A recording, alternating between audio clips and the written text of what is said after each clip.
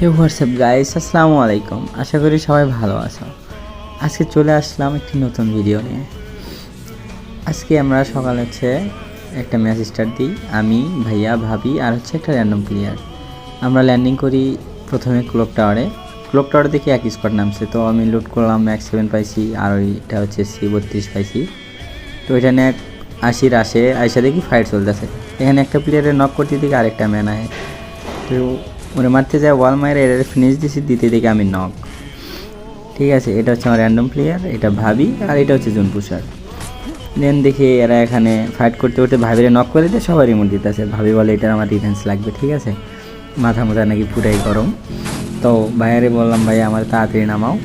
তো ও তো আবার পুষার, ও টোয়েন যা কালেক্ট করছে আমার বললাম আমি তোমার রিভাইভ দিতেছি, ডিফেন্স নাও। ঠিক আছে, আমি বললাম আচ্ছা দাও।